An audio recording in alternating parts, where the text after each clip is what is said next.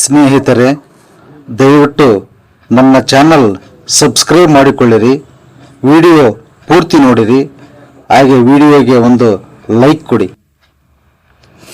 ಬದುಕು ಇರುವುದು ಸವಿಯಲು ಸವೆಯಲು ಅಲ್ಲ. ಬದುಕು ಇರುವುದು ಸಾಧಿಸಲು ರೋಧಿಸಲು ಅಲ್ಲ.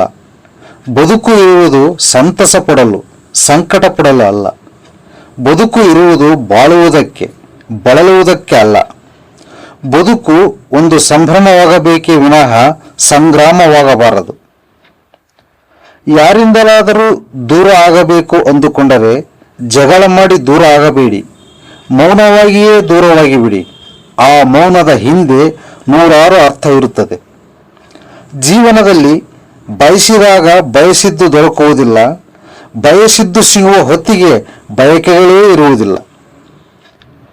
ವಿದ್ಯೆ ಕಲಿಯುವಾಗ ಬರುವ ಭಾನುವಾರಕ್ಕೂ ಜವಾಬ್ದಾರಿ ಬಂದಾಗ ಬರುವ ಭಾನುವಾರಕ್ಕೂ ಬಹಳ ವ್ಯತ್ಯಾಸ ಇದೆ. ಜೀವನದಲ್ಲಿ ಕನಸಿಗೂ ನನಸಿಗೂ ಇರೋದು ಒಂದೇ ವ್ಯತ್ಯಾಸ. ಕನಸು ಕಾಣಲು ಶ್ರಮವಿಲ್ಲದ ನಿದ್ದೆ ಬೇಕು, ಅದನ್ನು ನನಸು ಮಾಡಲು ನಿದ್ದೆ ಇಲ್ಲದ ಶ್ರಮ ಬೇಕು.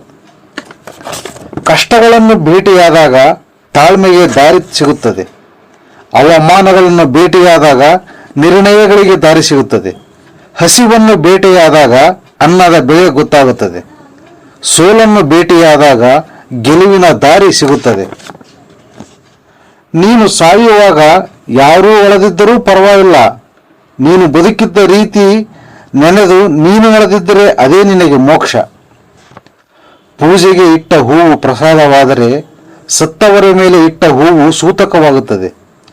ಹಸಿದಾಗ ತುತ್ತು ಅನ್ನ ನೀಡಲು ಹಿಂಜರಿದ ಜನ ಸತ್ತಾಗ ಬಾಯಿಗೆ ಅಕ್ಕಿ ಕಾಳು ಸುರಿಯುವರು.